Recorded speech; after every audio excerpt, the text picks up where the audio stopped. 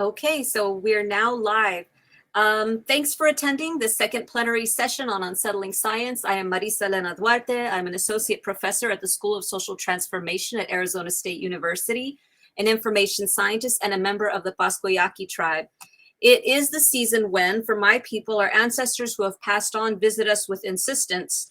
We listen to their lessons from the past. Our sensitivity to this force strengthens our families, despite the US and Mexico's technocratic hostility against our people. Indeed, last week, Mexican President Andrés Manuel López Obrador, AMLO affectionately, formally apologized to the Yaqui Nation for 400 years of atrocities, including the recent wholesale theft of water from our territory. Within days of this apology, the bodies of 5 Yaqui individuals associated with tribal rights and environmental advocacy were found nearby in the Sonoran Desert. The media associates the homicides with cartel violence, a spectacular story that ignores the underlying state violence, water theft, industrial contamination, heightened arsenic in children's blood likened to a genetic curiosity, illicit construction of an explosive natural gas pipeline, reneged offers of funds for scholarships in clinics, employment of private security thugs, and a lukewarm investigation into the now routine kidnappings of Yaqui people, especially environmentalists. AMLO promises to correct the injustice of water theft in a season of drought and amid climatologists' predictions of irrevocable land loss due to rising sea levels spurred by global warming. Here I begin my land acknowledgement. I speak to forest attendees from Phoenix, Arizona, La Finiquera to Chicanos, Finica to Yaquis, and Otham Jevet, the northern ancestral homelands of Akimer Otham and Peeposh peoples. Here we also honor the Yavapai Nation, the Yaqui Nation, our mixed-race urban indigenous communities, and Apache peoples who were forcibly dispossessed and imprisoned nearby during their struggles for territory against the US and Mexico. This is a virtual conference and dependent on a network of climate-controlled data centers, 4G towers, and undersea cables. This network is sustained by a global monopoly of telecoms collaborating with private industry partners and with little to no nation-to-nation transaction with indigenous sovereigns. Indeed, as Arizona deploys 5G, companies mine lithium from Havasupai lands north of here. I thus invite each of us to acknowledge the technocratic entanglements of our apparatus, and from that standpoint to join me as we learn from our panelists, each of whom reveal the most unjust aspects of science and technocracy. Today, we will learn from Dr. Jessica Kolopenuk, Dr. Kelly Frisch, Dr. Rick Smith, and Dr. Nicole Charles. I'm happy to introduce this panel in the field of critical STS because their work to me is life-giving. Reading Dr. Kolopenuk's work on the ethics of bad biocitizenship, Dr. Frisch's work on crypt justice as design impetus, Dr. Smith's work on colonial masculinity shaping contemporary genetic inquiry, and Dr. Charles' work on vaccine suspicion as anti-colonial critique frees me to think beyond an oppressive fear of kidnappings toward a pluriverse of knowing, of radical futurities co-created by queer, Black, Indigenous, feminist, and disabled scientists, a world of many decolonial worlds. If I may, we are not anti-science, but rather proponents of explanations the unreflexive scientific community avoids. Today, our speakers are the ones who do their jobs well, disquieting innocent science, questioning challenges such industrial era innovations as the nuclear family, assimilation, reconciliation, and the melting pot, showing how these social constructs are the offspring of prior insults to logic, such as the non-reflexive taxonomy, the classification of the natural world, the righteous desire to dominate so-called nature, and the state-sanctioned right to kill or poison one's dark-skinned, sexy, or differently abled neighbor in the name of all that is holy. But nowadays, enlightened scientists do not kill. We don't do that. Human subjects review boards prevent such horror. Instead, we create amoral robots to do that for us, or we do it overseas, or partner with industry labs, or boost just the useful parts of the machine, pipelines, crude hospitals, border walls, highways, surveillance platforms, laws and toxins, genetic mining, and of course, Dr. Frankenstein's great-great-grandchild, the internet. Now, to be clear, Unsettling Science is not about diversity or inclusion. We are researchers and scientists, not HR specialists. Our research does not promise a singular future in which all colonial subjects will enjoy the fruits of a mythical national equity. Rather, in this land acknowledgement, I would like for us to know how the soil and aquifers are our future, to know that what we put into the land and water beneath our feet shapes the enslavement, ignorance, liberation, and libidinal joy of those young ones who are just learning to eat on their own, toddle, read, and observe.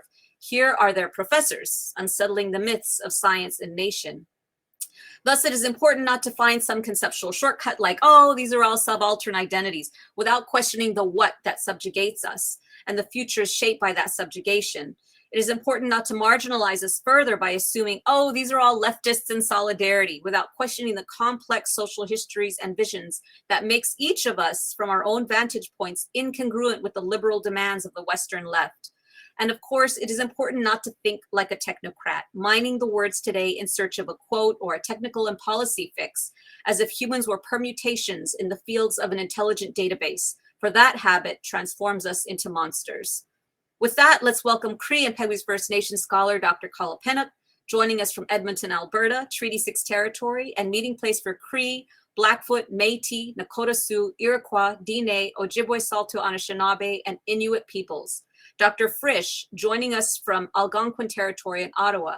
Dr. Smith, joining us from Virginia, recent homelands to many mixed race, Black and urban Indigenous communities, and ancestral homelands of Rappahannock, Pamunkey, Upper Mattaponi, Chickahominy, Eastern Chickahominy, Nansemond, Monacan, Mattaponi, Potawatomi, Piscataway, and Nottoway peoples, and Dr. Charles, joining us from Toronto, homelands of Huron-Wendat, Seneca, and Mississaugas of the Credit, not to mention also one of the most vibrant urban, Indigenous, diasporic, and mixed-race communities in North America. Lios and Shimaniagu, may Creator have pity on us all as we go about our learning today. Okay, Jessica, are you ready? I am. Thank you, Marissa. That was incredibly impressive with your use of the language. Okay. Hi, Tawau, which means welcome in the Cree language. Welcome to my home. My name, as you know, is Jessica Kalapenak. I'm an assistant professor in the Faculty of Native Studies at the University of Alberta. I'm a co-founder of the Summer Internship for Indigenous Peoples and Genomics Canada edition, as well as the co-lead with my amazing colleague, Dr. Kim Talbert, of the Indigenous Science, Technology, and Society Research and Training Program, what we call Indigenous STS. I'm a Cree woman from Peguis First Nation. I use she, they pronouns. I have pale skin, green eyes, and dirty blonde hair.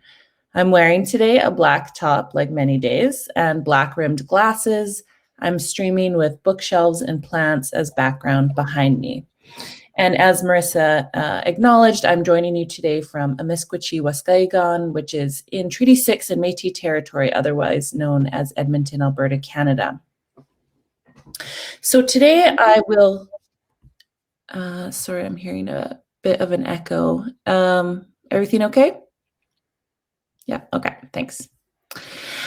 Today I will be briefly extending what I've previously written in Provoking Bad Biocitizenship. And in particular, I'm going to be extending my reflection on the limitations of white normativity to address the coloniality of research training and institution building. These are the three interdependent elements of our approach to doing Indigenous STS at U Alberta.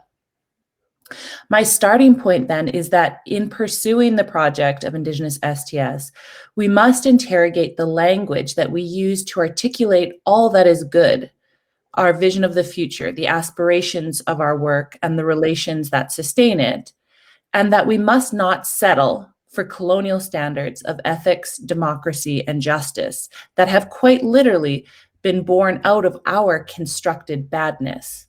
And I'm indebted today to the work of Robert Williams Jr., who has informed my thinking on this. You see, for Indigenous bodies, these glorious Philistine deviations of ours, unsettling science and the study of it does not take a whole lot of effort on our part. Doing Indigenous STS means doing things in a bad way.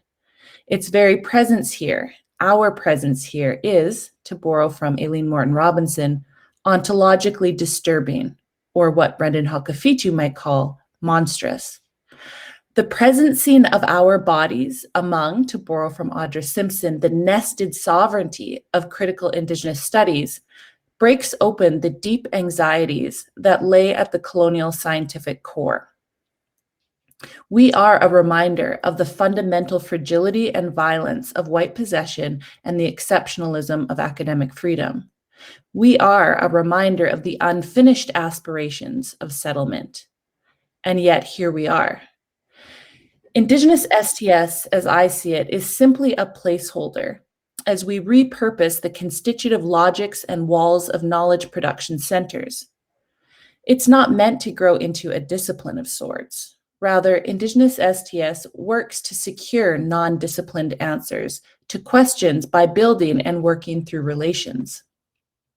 Therefore, the work of Indigenous STS seeks to break down the bounded knowledges of disciplinary reason and map the networked interrelations of problems inhibiting and solutions strengthening the power of Indigenous bodies and peoplehoods.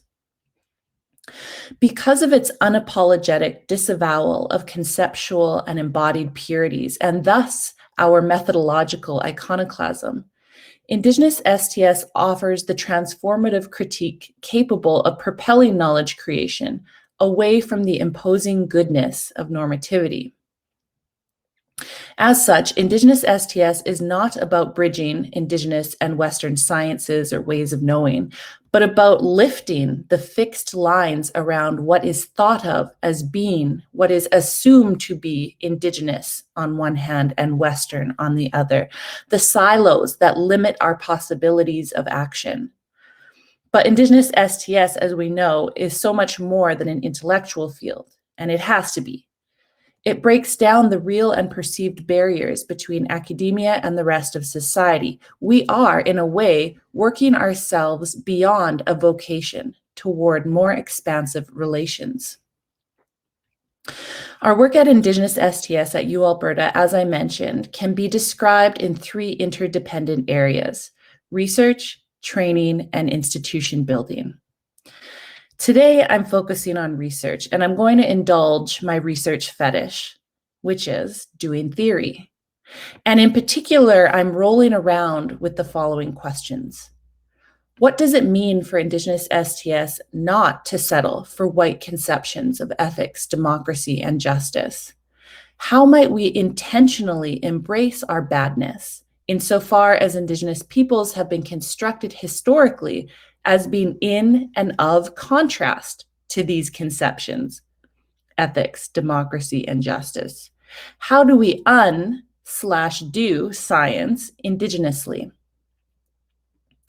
I present today in a spirit of political theorizing, of Western political theorizing, given that classical ethics, as they shape Western canons themselves, including contemporary models of bioethics, which is one subject of my own research, emerged from normative theorizing about the political unit. So we can think here, and we will, about Plato and Aristotle's polis, or the ideal city-state. So notions of goodness in the Western canon, morality, have always been linked to the political functioning of states. Plato, the Western OG, who took us on a journey to justice, the transcendental principle that orders the ideal normative polis, state. For him, justice is and was, for the sake of justice, intrinsically good, a meta-value itself. And thus the polis, the city-state, as the arbiter of justice, is endowed with a positive moral purpose. The journey is a metaphorical transit of the mind through which reason is the road leading to universal singular truth. Plato binds the world, and in particular Greek planetary consciousness, up in and as a schema of oppositional antagonisms, a very familiar to us now binary epistemology that relies on valuated hierarchy, like friend versus enemy, to create a formulaic pathway to knowing. Universal truth must be deciphered from inferior forms of opinion and those contingent things perceived by the senses. Through his form, the world becomes knowable and known by the mind through reason, as it, not the senses, is endowed with the capacity to decipher what the many things have in common, that is, their form. Plato's form bleeds into Aristotle, whose teleological account of human nature shapes the moral purpose of the state. For Aristotle, humans have reason, defined as that reasonable part of the soul, which separates them from other animals. As such, humans are political animals, and so the polis, the state, is not simply directed at achieving instrumental goods, like perhaps the sophists would have had it, but is needed to secure the development of human reason and thus allow humans to meet their natural purpose. The polis, the state, should help reasonable citizens achieve eudaimonia, the good life, the virtuous life. These are very old ideas that continue to be reignited in new ways. And what I love about the Western canon is its arrogance of form. These guys gave us their playbook. And what a game with high stakes it is. These systems of thought and the sum of their onto-epistemological legacies trouble me deeply for their marriage of knowledge and goodness. And as natural as this construct has seemingly become, it was not inevitable. And further, its discursive legacy has since come at our expense.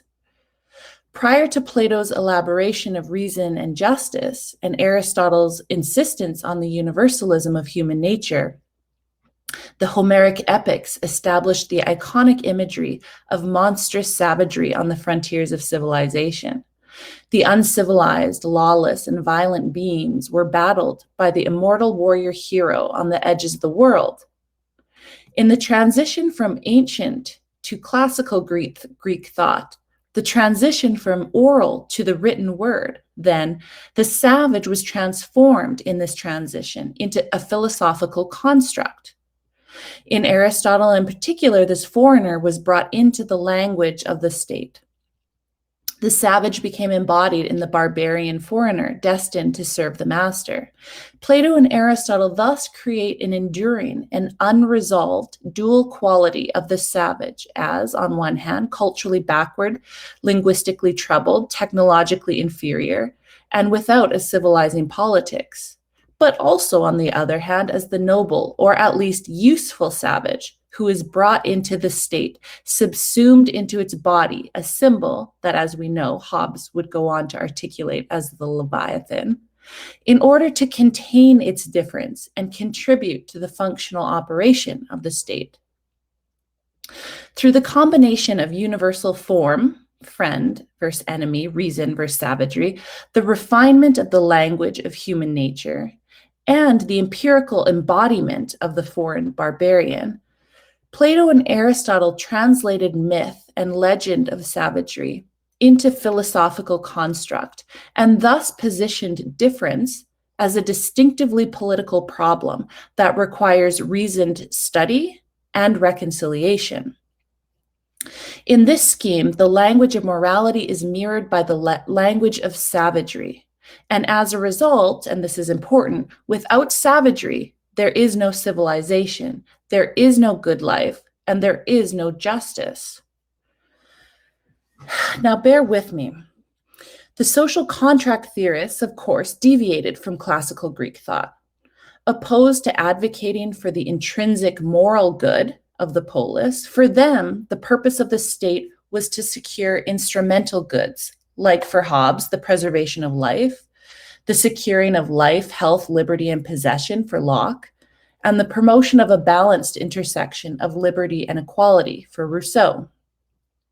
Their science of society had constitutive impacts for Indigenous peoples and the ways in which they would be categorically constructed in what was perceived, as we know, as the New World. It's during the Enlightenment period in which the language of savagery and human nature received a finely calibrated language of measurement and differentiation. It's the period in which the American Indian became the empirical embodiment of savagery, both as violent and lawless, as well as noble, the unresolved dual quality discursively inherited from classical Greek thought. The ways in which the social contract theorists constructed the origin and limit of state power through the mechanism of the social contract contributed to conditioning the possibility for making just, for justifying the dispossession of Indigenous peoples from their lands and authority, since they, the Indians, were clearly not rational enough to contract into civil society. Any attempt later on to include Indigenous peoples into this social contract would depend on our original dispossession, and therefore does not and cannot normatively nor empirically transform the colonial relation. Justice and dispossession are interdependent. When looking at the history of Western ideas, we can see very clearly that notions of goodness, of values, of morality and ethics have always been intimately tied up with the political functioning of Western societies. That accounts of human nature shape the moral purpose of the political unit, that value systems of good and bad shape and are shaped by political investments in territory and governance. And so just as Indigenous peoples have never had the luxury of naively thinking about science and politics separately, neither do many of us think about ethics and colonialism separately. Bioethics, for instance, as a field and set of institutional frameworks, have accompanied biomedical and biotechnological advances. And so they also require examination as technologies of colonial power. For when the political relations of research are framed as a question of ethical procedure rather than as a problem of colonialism, consent is imbued with the ability to settle the colonial relations that have shaped the questions being pursued. Consent, whether given implicitly or explicitly, remains structured by colonial imprisonment. In this way, the colonial power relation is not negated through bioethical protocols like the obtaining of consent, but rather operates in ways that condition the possibility, no, the necessity of consent. Furthermore, because Indigenous peoples have endured objectifying and violent experiences in research, colonial power relations have coercively directed Indigenous peoples into the contract culture, into a contracting subjectivity as a way to reduce the risk of colonial self-interest. As a result, and through ethical research, Indigenous peoples are being disciplined into a subjectivity that is structured by and acts to further structure the broader project of political reconciliation. The role that bodies, both individual and institutional, play in producing practices of reconciliation are obscured through consent. But remember that our inclusion has been conditioned by the original sin of dispossession. So where does that leave us? It would seem that we are back at the Piraeus, at the house of Cephalus with Plato. But unlike Plato and the others, I don't presume to have the answers, only more questions. As we imagine models of Indigenous power, resistance, and resurgence, how can we avoid inaugurating a utopian Indigenous political thought premised on normative ideals of ethics and justice? How do we avoid taking the politics out of our own creative determinations and of potential pathways to vibrant Native futures and power? How might Indigenous STS help facilitate a different journey? Ninanashkamun, thank you. And I am delighted to now pass it on to Kelly. Thank you, Jessica, for that powerful provocation. And thank you, Marissa, also for your introduction. Hi, everyone. I'm Kelly Fritsch. I'm a white disabled settler beaming in from unceded Algonquin territory in what is also currently known as Ottawa, Canada. I have shoulder-length brown hair and round glasses, and I use she, her pronouns. I'm an assistant professor in the Department of Sociology and Anthropology at Carleton University and director of the recently formed Disability Justice and Crip Culture Collaboratory. Today, I will talk about the maintenance work of being disabled in an ableist world of bad relations, particularly as ableism is deeply entangled with white supremacy, settler colonialism, imperialism, and racism, and is given shape through varied practices of eugenics, pathologization, criminalization, institutionalization and incarceration, rehabilitation, slow violence, maiming and debilitation, discourses of risky subjects, and so on. These kinds of bad social relations and forms of governance tend to frame disability as an individualized and medicalized problem.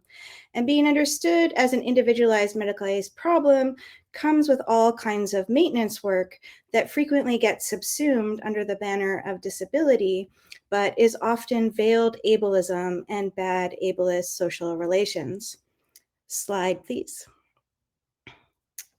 A very everyday example of ableism being obscured is represented by the comic on the screen, which shows a stick character pulling a flatbed truck with boxes piled high and labeled disability forms.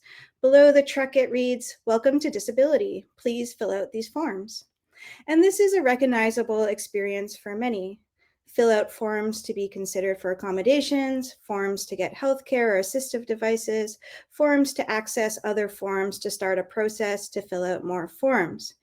Engaging with all these forms with their way of categorizing and delimiting of vitality and agency, not to mention the resources these forms frequently seek to protect, requires substantial maintenance work. Slide. And in part, much of this veiling of ableism under the guise of the categorized pathology of deserving and undeserving serves to reproduce a false sense of scarcity of resources in an abundant world. Disabled people frequently have the experience that our access needs cannot possibly be met or guaranteed, that access isn't possible because there are not enough resources. Scarcity frames disabled individuals as a problem, obscuring ableist social and structural relations of how abundant resources are prioritized and allocated. And the image on the slide represents some of the banal ways that this can appear in everyday life, from a sign on the bathroom that announces that this bathroom can be used by all different people, but then has a smaller sign taped next to it that reads, "Restrooms are for the customer use only," to a scarcity elevator that announces, "Celebrate your ability to use the stairs, and please give priority to those who need to use the lifts." Over and over again, disabled people are hailed to accept scarcity as good enough and as an act of benevolence because disability is the problem rather than ableism and the unimaginative notion that we can't possibly meet everybody's needs because there is not enough time, money, technology, and so on. Slide. Which is perhaps how we end up at the place represented by the image on the slide, which features 3 blue and white electric door opening buttons with the international symbol of access on them. The first button on the left reads, "Sue to operate door." The middle image says, "Wait to operate door." And the final image on the right says, "Hope for substantial progress." And I would hazard to say that in most academic conference and institutional spaces, there's a lot of waiting and hoping going on. And in the meantime, we fill out a lot of forms. Slide. There's so much research and literature documenting the ways disabled people are punished, restrained, disappeared, and otherwise harmed, documenting ableist exclusion and oppression. There is a profound archive of violence and grief that many of you already live and know deep in your bones. But one of the things I want to get at today is that our maintenance practices, and there are many practices that I unfortunately don't have time to delve into, but these maintenance practices function to create a we, function to support CRIP disability culture, and express some of the ways we not only figure out how to hack, tinker, get by, and survive despite ableist social relations, but also how we build the infrastructure we need to show up for each other, to build capacity for collectively dismantling, disrupting, and unsettling ableist social relations, to subvert the obscuring of ableism, to contest the individualization of disability. And so the image on the slide shows a poster of a series of political events called Cops Out of Care Work, organized by the Disability Justice Network of Ontario and the Criminalization and Punishment Education Project, as well as a photograph of a blurred group of people standing on the road in downtown Ottawa with a banner that reads, "In memory of all the disabled lives taken by state violence." Slide. This subversion of ableism in STS design, architecture, and other areas is in part what Amy Hamre and I were getting at with the Crip Technoscience Manifesto that we published in 2019 as part of a special issue of Catalyst, guest edited with Mara Mills and David Serlin. And the image of the cover of that issue appears on the slide. I won't dwell on this because Amy spoke to aspects of this at the plenary panel on Thursday, but worth emphasizing is the notion of crip or cripping as that of desiring the disruption of disability, particularly the disruption of ableist relations as they are entangled with other forms of oppression. Cripping challenges normative imperatives of productivity and functioning, instead inviting strategies based on friction and unsettling. So to crip is to embrace how the difference of disability disrupts normative practices, policies, and structures in ways that demand social transformation. In this way, to crip is not just to include disability to make our communities more accessible to disabled people, but also to contest how ableism has been constitutive to the formation of the bad relations embedded in our shared institutions, policies, technologies, and the way things are designed, and to prioritize disability justice as we work to build anti-ableist communities. Part of crip culture, then, crip technoscience names practices of anti-assimilationist disability making and knowing that is not just about knowing and making practices that are disability-led or disability-inclusive, but are also about political struggle and transformation. Next slide. What I'm suggesting is that crip technoscience is one part of many practices of crip maintenance that aids in the building of crip culture and community against ableism and entangled bad relations.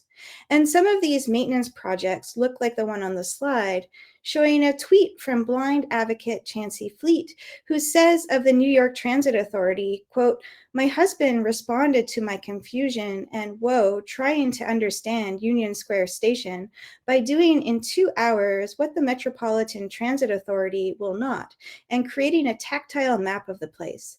This is a prototype, but it only took a few minutes touching and talking it through to build a mental model," end quote. And beside the tweet is an image of the plastic tactile model of this New York Transit hub, Union Square Station. Next slide. And other forms of maintenance might look more like this representation, a 2018 anti-colonial artwork by Roger Peet entitled Above Ground in Gaza, based on the experiences of Saber al-Ashkar, a wheelchair user who lost his legs to an Israeli drone, said to be by artist Peet, quote, "fighting with sling and stone against the impossibility of history." And between these two very quick examples are many other forms of politicized maintenance. Slide. What I want to close with is a little bit unconventional, an offering of crip culture that highlights disability justice struggles via interdependence, collective access, friction and disruption, and non-human disability relations.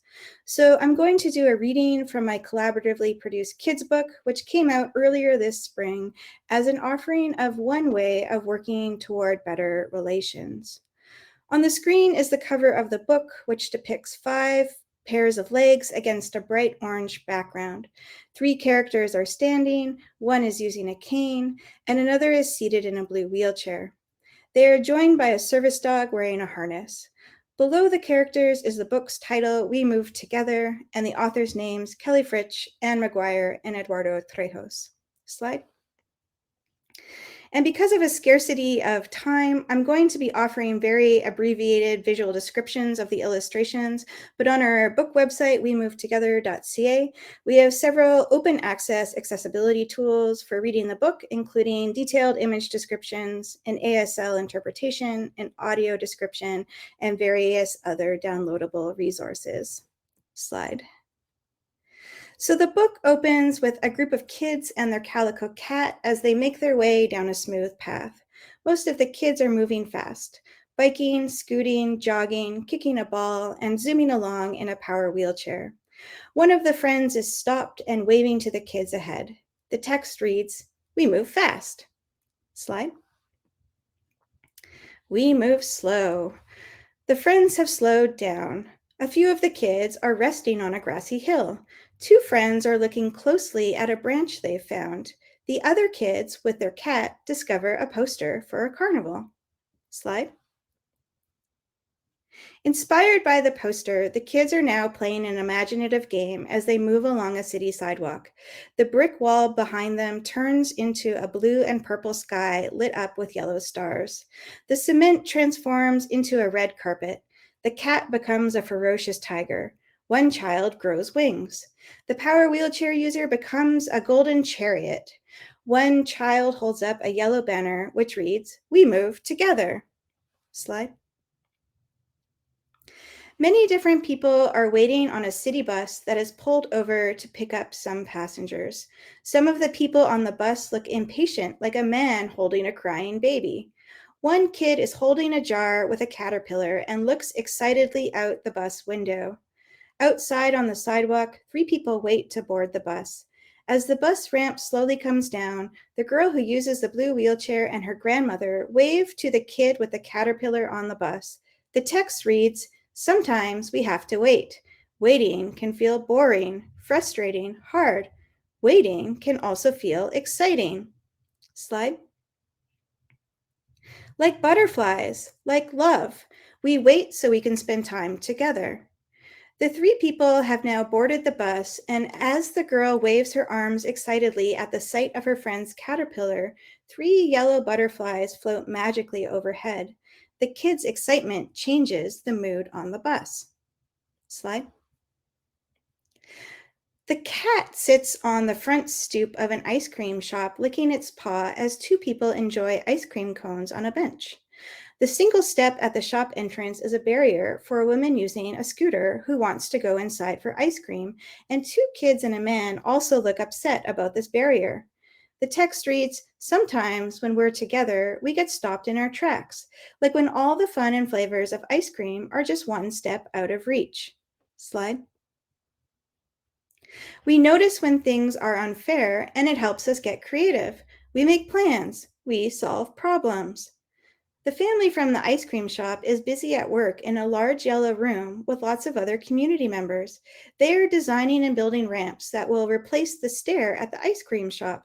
Some people are cutting wood, using saws, glue, and drills. Others are painting ramps bright colors. Slide. We build something better. The ice cream shop now has a new community-built ramp, and new ramps can be seen outside many of the shops along the crowded street, which is filled with activity, including our friend the cat, who sneaks out of the fish store with a tasty treat. Slide. We work together, kids and dogs, bodies and machines, bees and flowers, fish in water. Relying on each other helps us get where we need to go. 4 circles appear on a blue background, each containing a small scene. In a yellow circle, someone removes their guide dog's harness while the dog chews happily on a green shoe. In a green circle, an older woman and a younger man smile as they ride a purple tandem bicycle together. In an orange circle, bees move towards a pink flower. The final circle shows golden koi fish swimming in a pond. Slide. In an art gallery, a group of people sit in a circle communicating using sign language. On the other side of the room, a family is looking at the art which depicts sign language movements. One kid from the family looks with curiosity at the group signing. The text reads, "Sometimes we find ourselves in unfamiliar places. We wonder, we get curious." Slide. Inside a library, a group of friends are learning about and practicing American Sign Language. 2 of the friends are communicating using a tablet. Another friend is in the computer area watching an ASL video on the internet. The text reads, "We might have more questions than answers. Our questions can help us learn to do things differently." Slide. And discover new ways of understanding each other. Many people are moving around inside a busy grocery store. 2 of the kids from the library are trying to reach a box of cereal on a high shelf. One of the kids notices the interpreter from the art gallery walk by and signs "help" in ASL. Slide. People are gathered in a tree-lined park with a pond and a beach. Some are eating, drinking, and swimming. The text reads, "For the things that connect us are also what nourish us, like roots and tubes and straws and friends." Slide. And these things that connect us are often what challenge us. Sometimes we disagree about how to be together. Solving one problem can create another, and we don't always know how to make things better. A group of children are on the ground making posters about climate change on big pieces of paper. Some of the signs say, "Disability justice is climate justice," and "Like the oceans, we rise." Other signs say, "Keep the sea plastic free," and "Say no to straws." 3 of the kids look upset. One has a sign that says, "Skip the straw, save the planet," and the other 2 are pointing to a sign that says, "Straws are access." Slide. Someone's arms, adorned with rainbow bangles, reach towards the top of trees. Their fingers dance in the air as the sun streams through the branches and lights up the blue sky. The text reads, "Sometimes we need to take a break." Slide. Even when we're by ourselves, we never move alone, like feeling so close with someone who's far, like learning from others who have come before. Their memories can ground us, soothe us, move us. It's nighttime, and a child sits in the dark looking at photos and a poem called "You Get Proud" by Practicing. Surrounding the child is a sparkly indigo night sky filled with images of 8 disabled ancestors. Many of the ancestors have crutches similar to the child. One spirit kneels with their hand resting gently on the child's shoulder. Slide. Whether we're by ourselves or surrounded by many, our small movements can turn into big movements. We celebrate, we make change. There's a big gathering of people in the city, and some are dancing, blowing bubbles, and playing drums. 2 children hold a banner that reads, "We're in this together." Another child sits on the shoulders of an adult wearing a red shirt that says "Deaf Gain" and holds up a cell phone so that the person on the phone can participate remotely.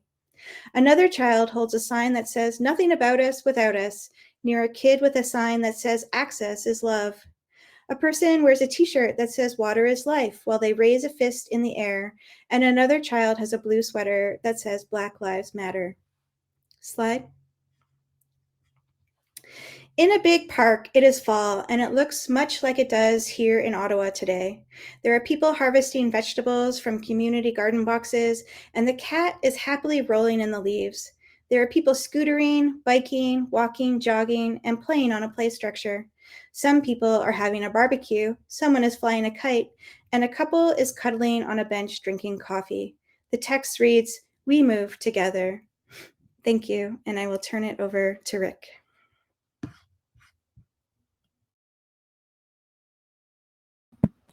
Thank you so much for that. So I want to just open my talk, Unsettling the Genome Lab. Make sure I'm unmuted here. Yes. By thanking Kim Tallbear, Marisa Duarte, and all of my co-panelists across both of these plenary sessions. I am a non-binary queer person, typically perceived as both white and male by others. I'm wearing glasses and seated in my home. I normally have a backdrop of cacti and succulent plants, but I couldn't figure that out today, so I'm in my bedroom. Welcome. And I'm in my mutant cowboy drag fullness today in this fat, slightly balding and bearded body. I'm an assistant professor at George Mason University in the Department of Sociology and Anthropology, and I'm also affiliated with the Indigenous STS Lab, co-founded by Kim Tallbear and Jessica Kolopenik at the University of Alberta. So my talk today is entitled Unsettling the Genome Lab. My cover slide is an image of a turquoise painted concrete foundation that's cracking open and unsettling the house above. In my short time here today, I hope to discuss some of the genealogies and sets of relations that have shaped my current understanding and engagement with Indigenous STS, and think in connection with others across these 2 plenary sessions that we've had on this topic. My focus here will be on the ways that we are bringing Indigenous STS, and for me, feminist and queer STS as well, to bear upon the Genome Lab and the way that it produces knowledge. as a way to chart how settler science makes indigeneity molecular or attempts to do so.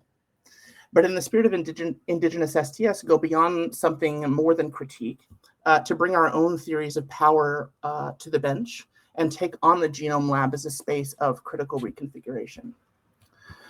So as a non-Indigenous scholar, my goal here is not to define what Indigenous STS is, and I want to heed Jessica Kolopenek's earlier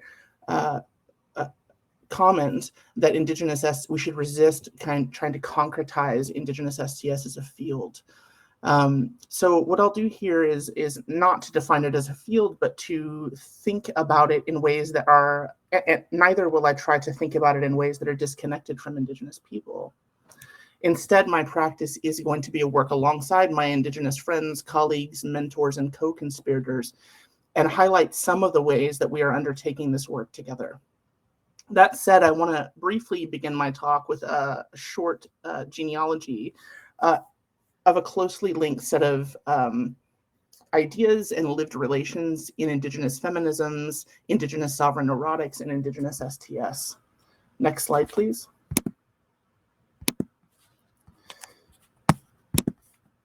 In her 2002 article, Dildos, Hummingbirds, and Driving Her Crazy, Deborah Miranda partly touches on what is so deeply unsettling for science about Indigenous women's erotic power.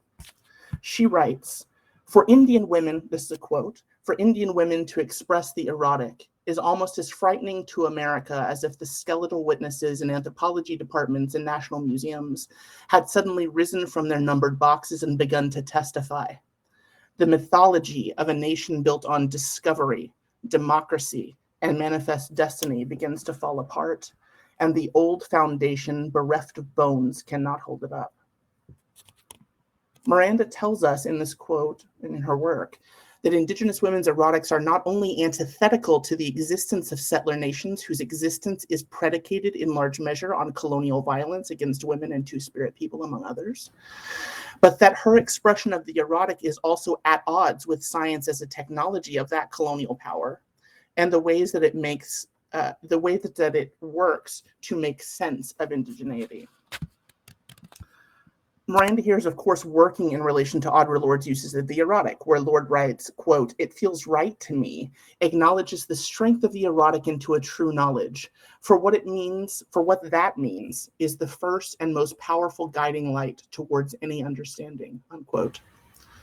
Reading Miranda and Lorde together, "It feels right to me," helps reveal settler scientific taxonomies for what they are, the unreflexive logics upholding colonial violence. Importantly, none of this engagement with science is either neutral or distant. Miranda describes a foundation that her erotic power works to erode, unsettling all that which sits atop. Next slide, please. My engagement with Indigenous STS draws its strength and most long-standing inspiration from the work of Kim Tallbear, including her approaches to Indigenous feminist inquiry and its applications to genome science. In her 2014 article, Standing with and Speaking as Faith, Dr. Tallbear speaks to the reversal, or to her reversal, of the ethnographic gaze onto genome scientists, writing, quote, "In studying scientists, however, I found it discomfort. I could not shake that feminist ethical imperative to study a community in whose projects I could be invested." She goes on to say, quote, "Indigenous feminist objectivity, that is inquiring not at a distance, but based on the lives and knowledge priorities of subjects, helps open up one's mind to working in non-standard ways," unquote. This insight to draw near and to make intimate our relations with genome science, I find to be a core aspect of Indigenous STS approach. And much of what you hear today I owe to Kim and to others working relationally on the science problem. Next slide, please.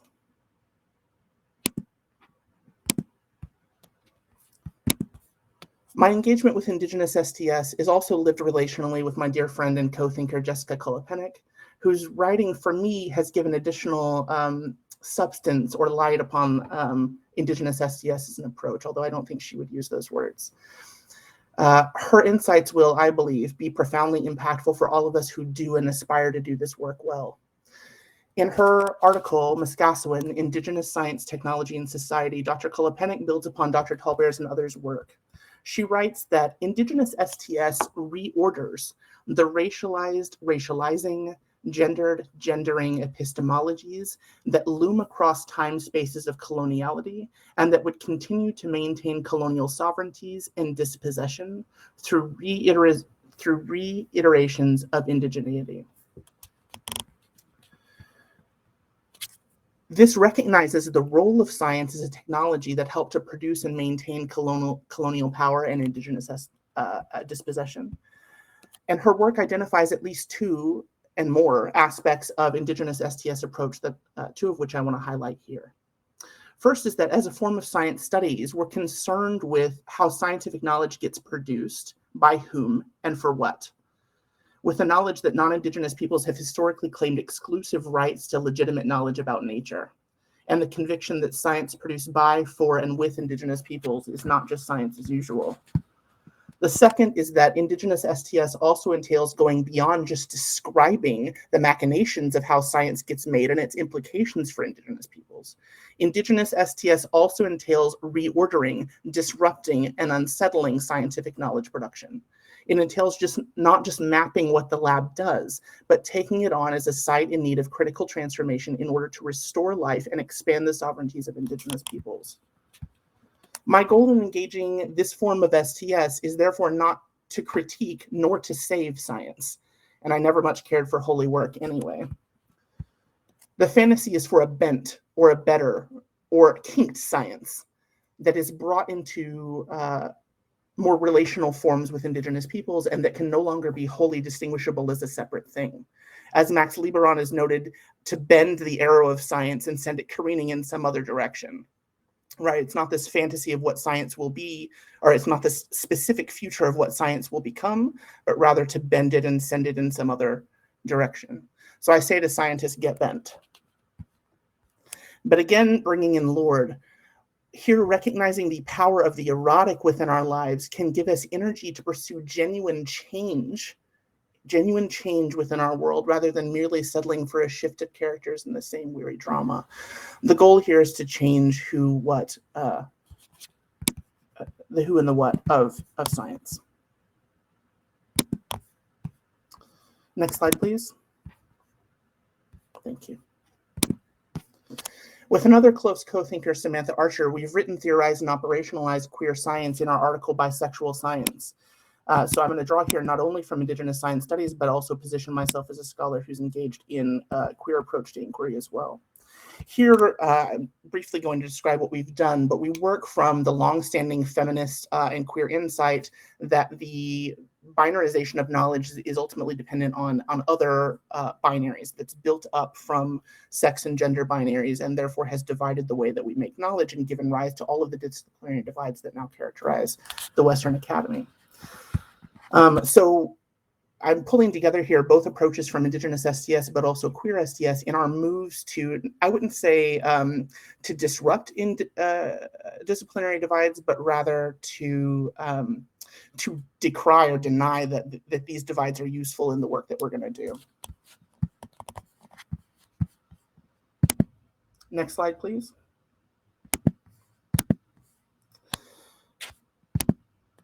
So at the confluence of feminist, queer, and Indigenous STS, our goal has been to work relationally to do what I think cannot be done alone.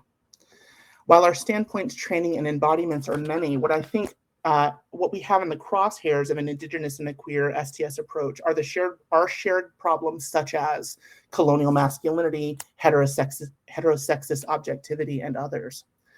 We therefore have a shared stake in unsettling these problems for a world in which we can live. Next slide, please.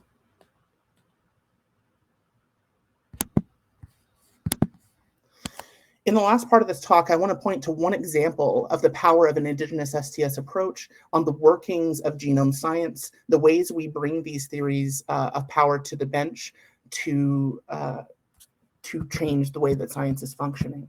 As I mentioned before, science and colonialism are co-constituted. We've had multiple examples of this throughout the panel, so I won't go into that in any more detail. But in the case of genome science, Kim Tallbear has noted that science and colonialism are co-constituted within the context of the Genome Lab, and that genome science has acted to disaggregate indigenous peoples as peoples and reaggregate them under settler scientific concepts of race.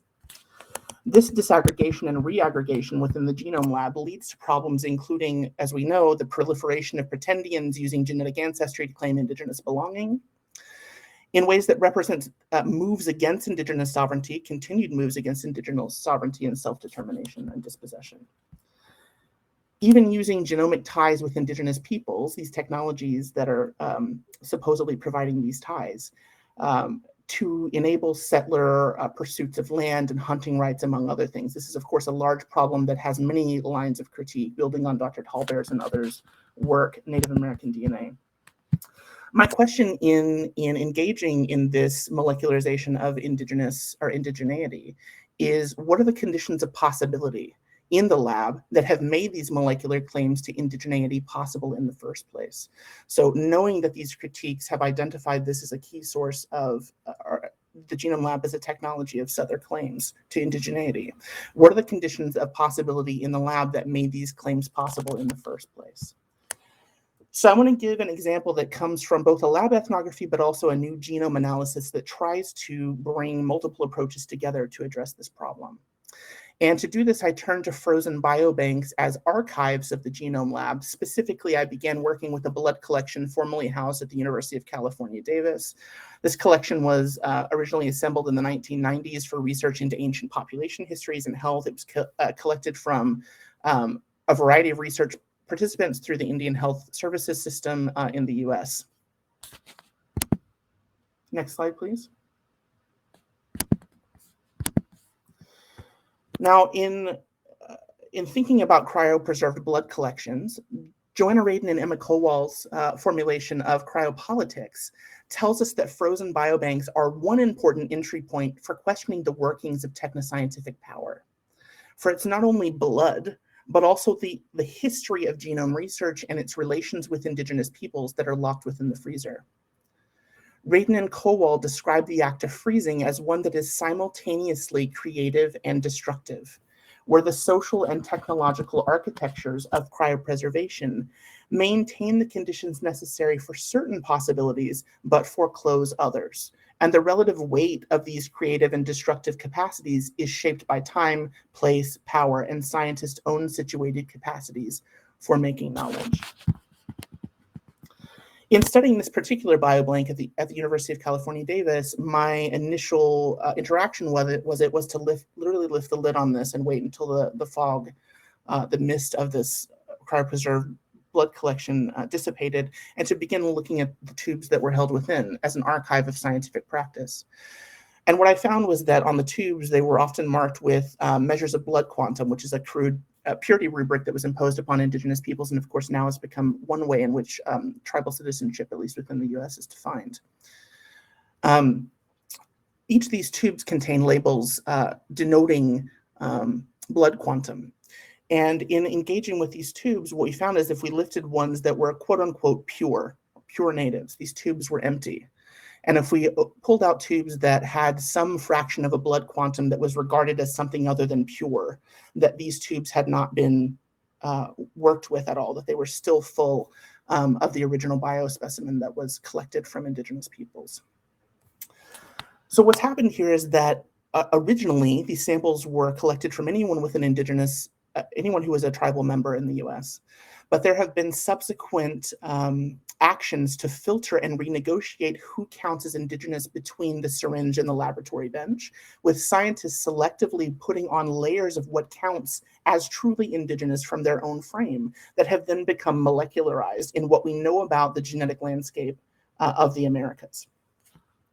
So attending to the processes through which indigenous blood collections have been assembled and reconfigured, and the choices through which some blood samples are exhausted while others remain, is to chart how scientists have molecularized certain ideas about indigeneity and how they have come to matter in genomics, while others have not. and to encounter these critical sites of divergence between scientific and indigenous modes of knowing and belonging. So an indigenous STS approach, of course, is not only to understand how this process is working, it's very clear to see as we're engaging with this cryopreserved blood collection, how scientists have gone about making these decisions and how that's come to matter. But I want to do something for indigenous STS. I want to go beyond just tracing how scientists have molecularized indigeneity and ask, what if we started from a different place with the conviction that indigenous peoples are who they say they are, and without these laboratory imposed definitions of who counts as indigenous that are aligned to biological notions of race? How might bringing a different theory of power and a different indigenous STS approach into the lab alter what comes to matter in genome science? Next slide, please.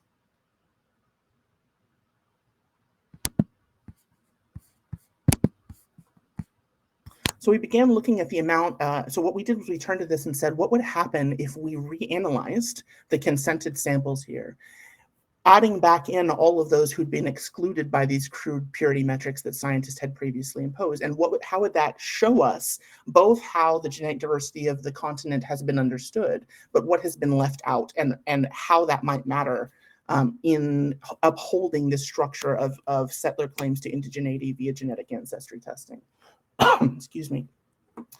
So we began by looking at, what we did was group individuals based on the consent. We grouped individuals by region and not by tribal affiliation. And what we did was begin by looking at the amount of genetic diversity that was present in each of those previously studied collections, right? So the ones that they had, this is including data that was not left out, not leaving out individuals who were supposedly mixed race or having a fraction of blood quantum. And we looked at what genetic diversity had been accounted for in the past using this purity rubric that had been imposed on sample selection. And then what we did was apply the same techniques that have been used in the past to all of these samples that have been left out in the past, and look at how metrics of genetic diversity change. So what you're seeing here is two figures. It's a bar plot, one on the left, one on the right, looking at different metrics of maternal genetic diversity, a small portion of the genome that we look at to calculate, or that we can look at to calculate genetic diversity. And genetic diversity is just talking about the variety of different the composition, the variety and the composition of DNA present in any population. And what we've done is calculate for each of the regions, Southeast, Northern Plains, West, and Pacific Northwest, the amount of genetic diversity from a measure of 0, meaning everyone's the same, to 1, everyone's different genetically, in each of those regions. We then added in all these samples that had been previously excluded from the standpoint of, we are going to trust that indigenous people's own self-definitions are what is going to count as what the genetic diversity that's present in the continent. And can you click, Marisa? And again. And what we found when we worked from definitions of indigenous sovereignty is that it changes, it alters sometimes quite dramatically the knowledge that we can make about the genetic diversities of the Americas. We find that systematically the amount of genetic diversity has been underestimated. And this really matters, especially because there's been so much health research done around in health, and precision medicine is a huge motivator for in additional research, genetic research in indigenous communities. But what we found is that genetic diversity has been systematically underestimated, meaning that we have a really not full understanding of the genetic diversity, and that really impacts our ability to understand the links between genetic diversity and health outcomes. That's a whole other talk. I'll leave it at that. We also found that there was a whole bunch of genetic diversity that is inherited from ancestors who were originally non-indigenous that is introduced into these communities, that they are not genetically coherent groups. And I can't show this slide today for time, but I want to talk through it a little bit. That indigenous peoples and tribal groups and even regional groups are not genetically coherent or bounded biological groups. Now, this is obvious because indigenous peoples have already told us this, but what this finding does is to unravel or unsettle the ways in which genome science has said what counts as indigenous is a bounded category, and helps to unsettle the ways that this work is used to make claims to indigenous belonging. Because if indigenous peoples are in fact not coherent genetic groups, then how does one make genetic claims to them?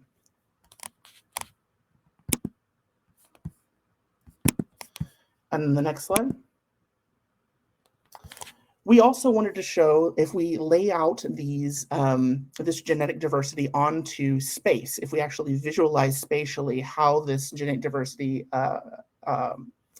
plays out on the continental scale, what we find is the amount of DNA that has been introduced originally by a non-indigenous ancestor, but now, of course, in indigenous communities, is decreasing from east to west, mirroring westward expansion of the settler colonial state.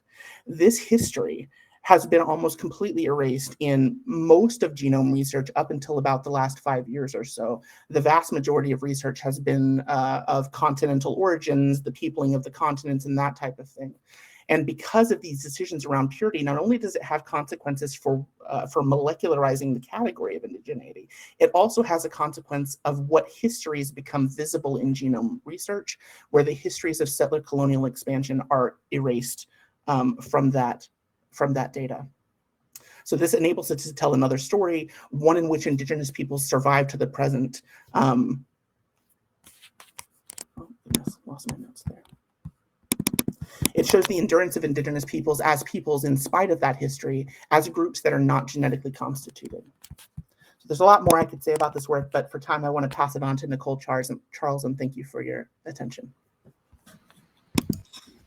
Thank you, Rick, and to all my panelists, and again to Marissa for that opening.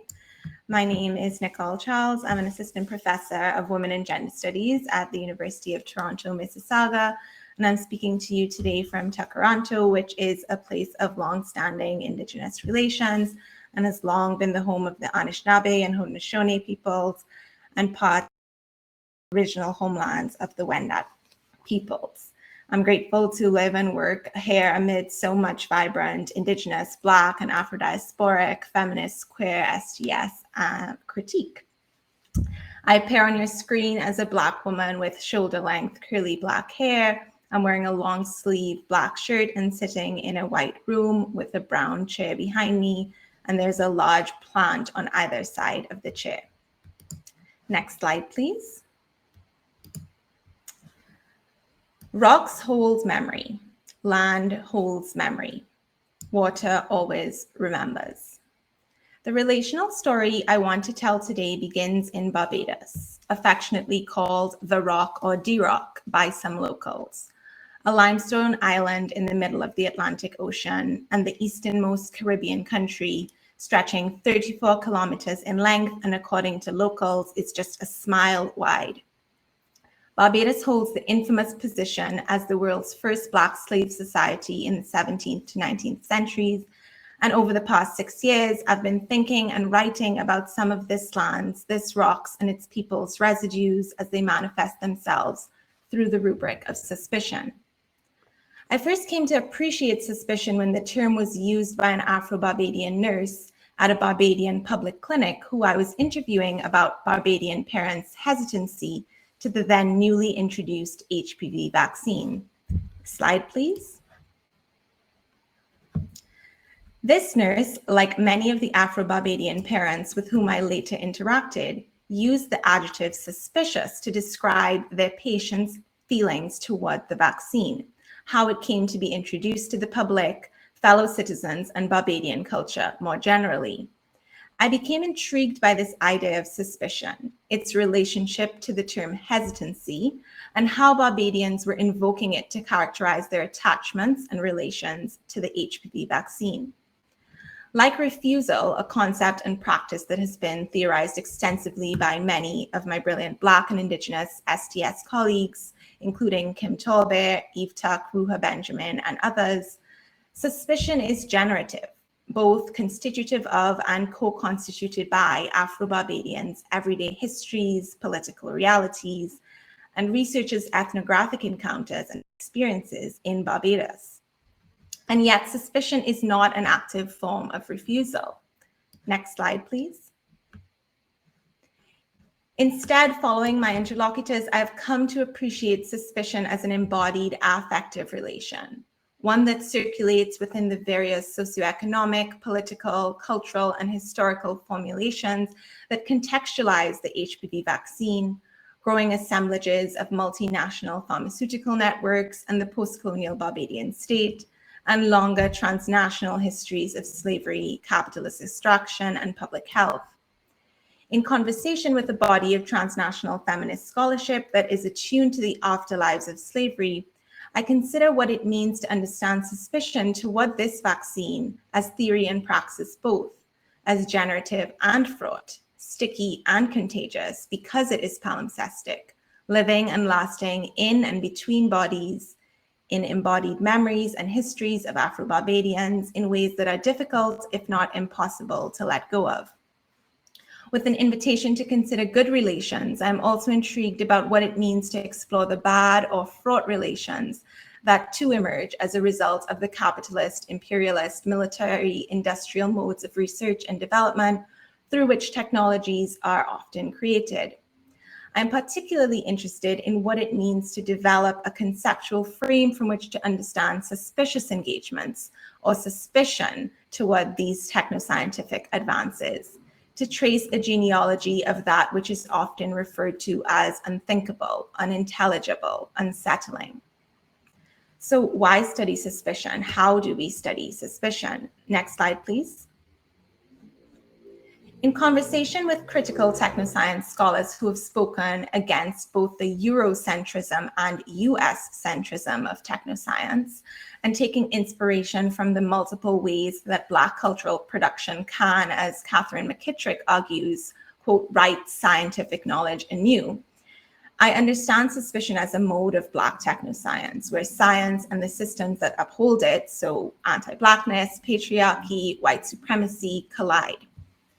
Taking seriously McKittrick's call to breach the recursive field of feminist science and technology studies and processes of scientific knowledge production that perpetuate anti-Blackness, I ask what suspicion can teach us about technoscience and biomedicine's fictive perimeters while holding space for its fallibility and opening to its generativity.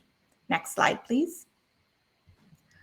When we understand suspicion as affective rather than an intentional form of resistance, it necessarily complicates narratives around suspicion as mere irrational refusals of biomedical protection or caring work, and/or refusals that are based in public misunderstandings of science.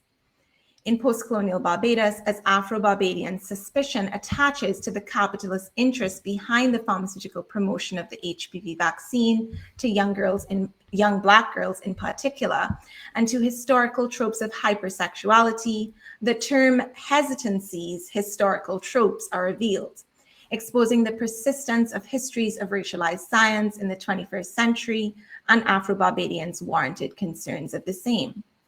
As Afro-Barbadian parents repeatedly expressed to me, suspicion is prudent and believed to be protective from these and other injurious realities or potentials. Even as popular media has to some extent begun to steer the conversation away from ignorance and misunderstandings of science towards such discussions of an erosion of racialized people's trust in scientific practice, medicine and technoscience continue to engage in what Ruha Benjamin terms analytic somersaults in order to frame affects like suspicion and medical distrust both as inexplicable because, well, they are rooted in events of the past. As late Haitian anthropologist Michelle Rolfe-Trouillot reminds us, the past, or more accurately, pastness, is a position. In no way can we identify the past as past. As long as Black people's lives remain devalued and imperiled socially and politically, such that this devaluation is entrenched into the now, there is no benefit in believing the fiction of the past, or that Black folks are merely obsessed with or burdened by the past, to speak alongside Saidiya Hartman. Rather than reckoning with this history, It is suspicion that is overwhelmingly viewed as something to be overcome in favor of biomedical certainty. Next slide, please. The antonym of hesitation, certainty, refers to truth, fact, assuredness, and absence of doubt. Positioning themselves as the vanguards of biomedical truth, the doctors and nurses I interviewed stressed to me the importance of projecting a sense of certainty about the dangers of HPV, the scientific efficacy of the HPV vaccine, and the ills of the internet in order to mitigate and override parents' suspicion. When I first began writing about suspicion in the wake of the 2016 US presidential race, concerns were just beginning to swarm the North American media around the influence of fake news on the American election and its increasing capacity to distort a series of social and political incidents globally.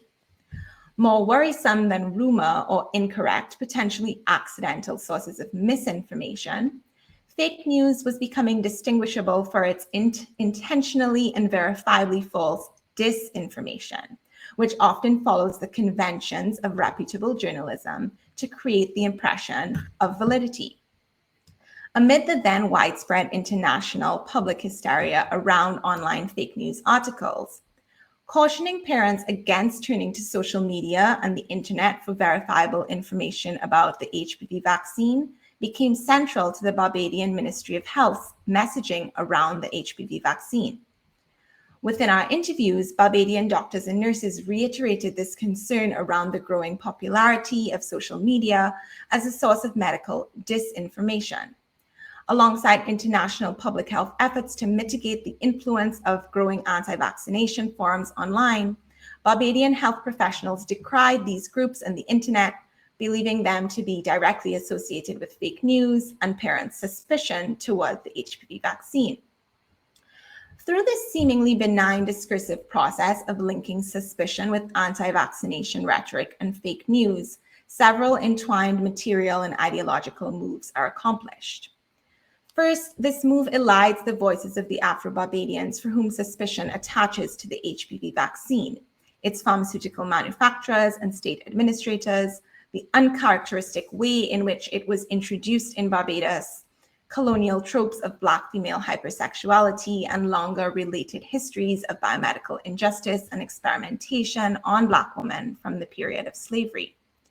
By overlooking these complex politics, affects, and histories, suspicion becomes effectively and dangerously conflated with anti-vaccine sentiment, come disinformation, and fake news.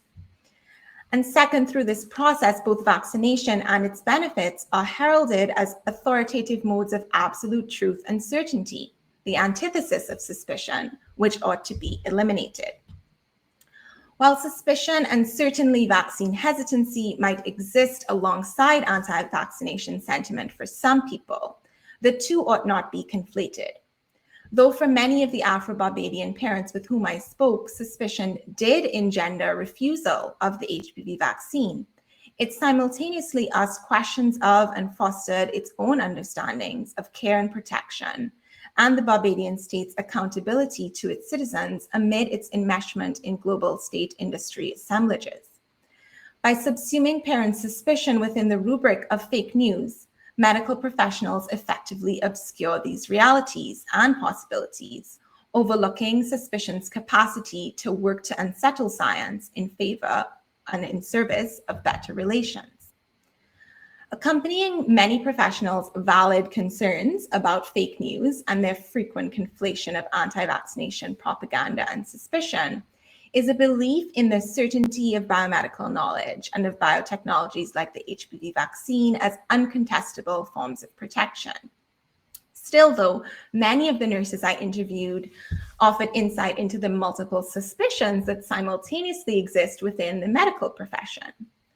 While Barbadian nurses and doctors were generally unified in critiquing Afro-Barbadian parents' misinformed beliefs and online activities as the main drivers behind suspicion, they also inadvertently revealed that the binary they so often projected between suspicion and certainty is in reality more tenuous than they would like it to be.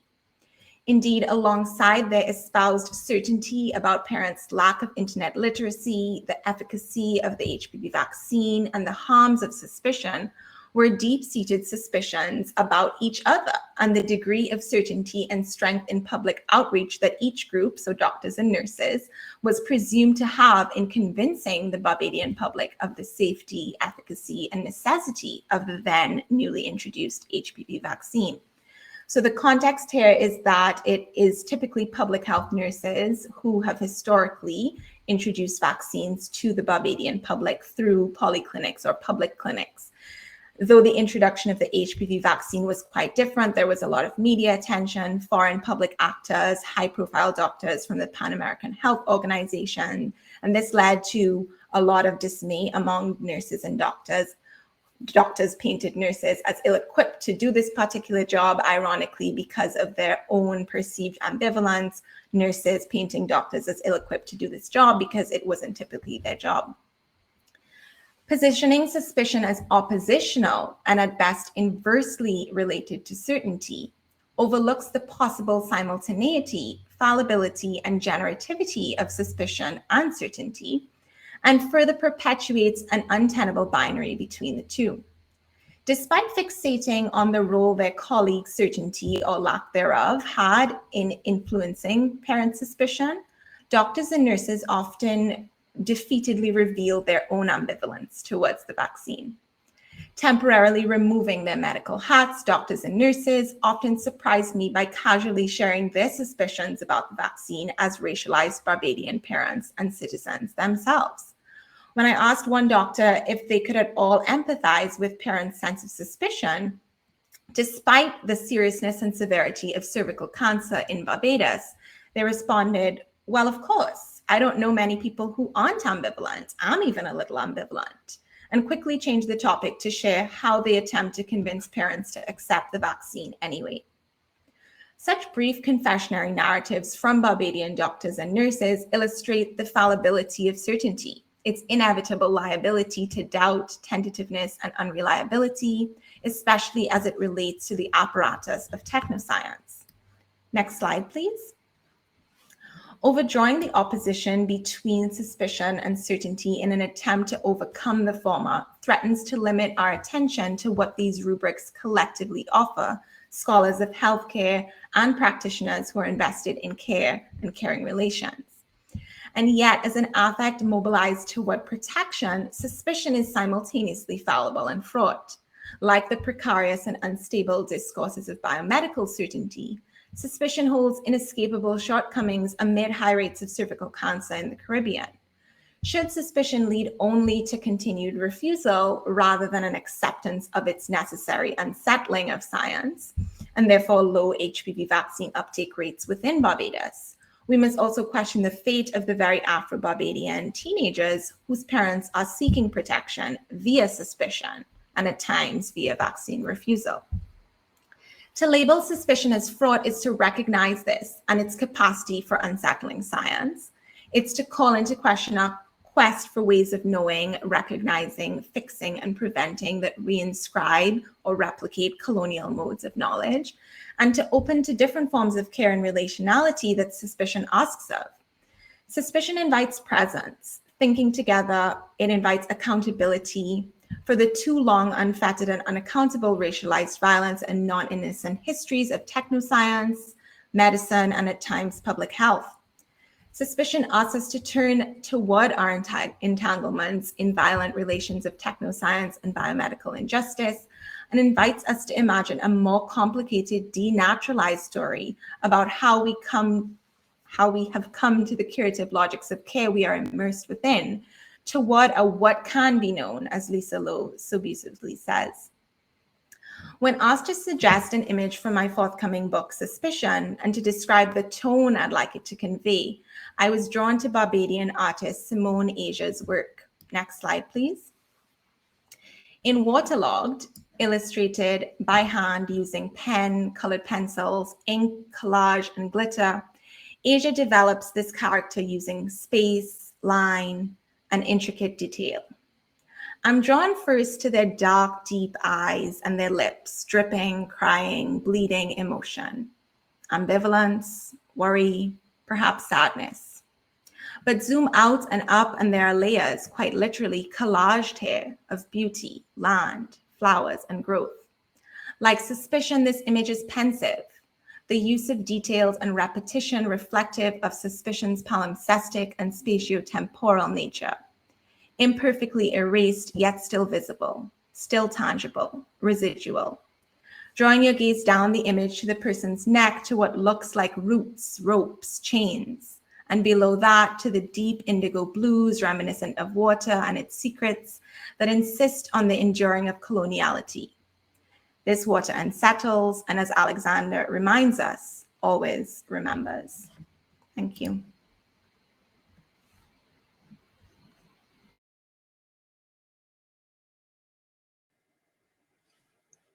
Thank you so much. I'm going to stop the screen share at this point, and I'm going to go ahead and let's see, choose the option where we can appear on screen. So hopefully our panelists are, if not prepared, to share their background. At least you can stop your video, if you're not comfortable. So thank you so much. I hope the audience will thank me in joining our speakers today. We only have about 4 minutes left. And the first thing I wanted to do was open the floor to our panelists to offer commentary to each other, to share insights, or if there's any questions. I know that after speaking, sometimes there's a moment of you just need to stop and take a breath, and maybe you're not there yet. But I wanted to offer our panelists the first opportunity for commentary in our last few minutes.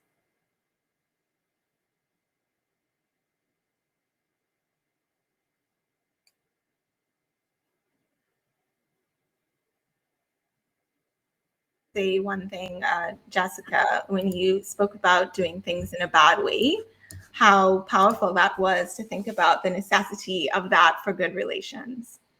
Just a comment. Thank you so much, Nicole. Also, I'm just still processing your talk. I was messaging Rick while you were talking and just saying, "This is such a smart talk. Oh my God!" Just, taking so much from it, and so also it was making me think about. So a few months back, myself and Rick and Dr. Tallbear and another one of our colleagues, we were talking about Indigenous peoples and pandemics, and we were talking about the difference between vaccine hesitancy, or what now I have the language to say is suspicion by Indigenous peoples around the COVID-19 vaccines, and how that is quite distinct from what we're seeing in terms of like the anti-vaxxers and the ways in which that's connected to also cultures of white nationalism and what have you. So thank you for this language, and I'm incredibly excited for your book to come out. Thank you so much.